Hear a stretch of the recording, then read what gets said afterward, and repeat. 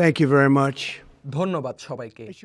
অল্প কিছু সময় আগে যুক্তরাষ্ট্রের সামরিক বাহিনী ইরানি শাসক গোষ্ঠীর তিনটি গুরুত্বপূর্ণ পারমাণবিক স্থাপনা ফোর্দো, নাতাঞ্জ ও ইস্ফাহানে ব্যাপক ও নিখুঁত হামলা চালিয়েছে। এই নামগুলো আমরা বহু বছর ধরে শুনে আসছি, যেখানে তারা গড়ে তুলেছিল একটি ভয়াবহ ধ্বংসাত্মক পারমাণবিক কর্মসূচি।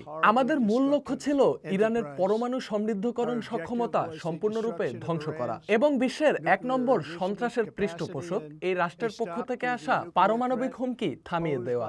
আজ রাতে আমি বিশ্বকে জানাতে চাই, এই হামলা ছিল এক অসাধারণ সামরিক সাফল্য। ইরানের প্রধান পরমাণু সমৃদ্ধকরণ কেন্দ্রগুলো সম্পূর্ণরূপে ধ্বংস করে দেওয়া হয়েছে। মধ্যপ্রাচ্যের এই দাম্ভিক শক্তি ইরান এখন শান্তির পথ বেছে নিতে বাধ্য। যদি তারা সেটি না করে, তাহলে ভবিষ্যতের হামলাগুলো হবে আরো ভয়াবহ এবং সেগুলো আরো সহজে বাস্তবায়ন করা হবে। বিগত ৪০ বছর ধরে ইরান আমেরিকার মৃত্যু ও ইসরায়েলের মৃত্যু চেয়ে চিৎকার করে আসছে। তারা আমাদের নাগরিকদের হত্যা করেছে, রাস্তার পাশে পুঁতে রাখা বোমা দিয়ে আমাদের সৈন্যদের হাত পা উড়িয়ে দিয়েছে।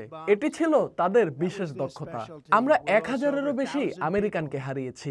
ইরানের ঘৃণার কারণে মধ্যপ্রাচ্য সহ সারা বিশ্বে লাখ লাখ মানুষ প্রাণ হারিয়েছে। বিশেষ করে তাদের জেনারেল কাসেম সোলাইমানি বহু নিরীহ মানুষকে হত্যা করেছে।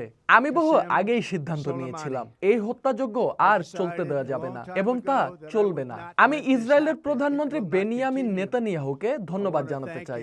আমরা একটি টিম হিসাবে এমনভাবে কাজ করেছি যেমনটা ইতিহাসে খুব কম দলই করতে পেরেছে। আমরা ইসরায়েলের জন্য একটি ভয়ানক হুমকি মুছে ফেলার পথে অনেক দূর এগিয়ে গেছি। ইসরায়েলি সামরিক বাহিনীকেও তাদের অসাধারণ কাজের জন্য অভিনন্দন জানাই। তবে সবচেয়ে বড় কৃতজ্ঞতা সেই সাহসী মার্কিন সেনাদের প্রতি, যারা আজ রাতে দুর্ধর্ষ যুদ্ধযানে চড়ে আকাশে উড়েছে এবং ইতিহাস গড়েছে।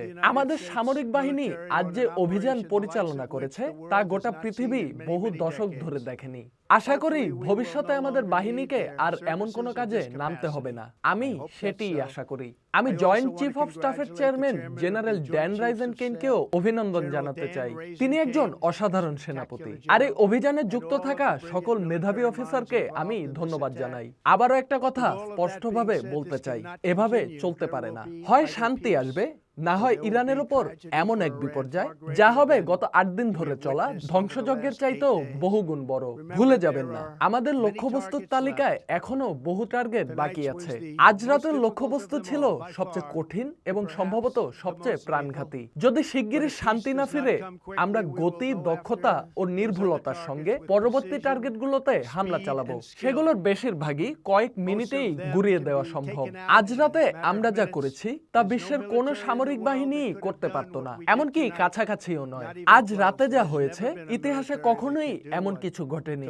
আগামীকাল সকাল ৮টায় পেন্টাগনে জেনারেল কেইন আর প্রতিরক্ষা মন্ত্রী পিট হেগসেট একটি সংবাদ সম্মেলন করবেন। ঈশ্বর, আমি শুধু বলতে চাই, আমরা আপনাকে ভালোবাসি। ঈশ্বর এবং আমরা আমাদের মহান সামরিক বাহিনীকে ভালোবাসি। ঈশ্বর তাদের রক্ষা করুন। ঈশ্বর মধ্যপ্রাচ্যের মঙ্গল করুন। ঈশ্বর ইসরায়েলের মঙ্গল করুন এবং আমেরিকার মঙ্গল করুন। ধন্যবাদ সবাইকে। ধন্যবাদ। I want to just say we love you, God, and we love our great military. Protect them. God bless the Middle East. God bless Israel, and God bless America. Thank you very much. Thank you.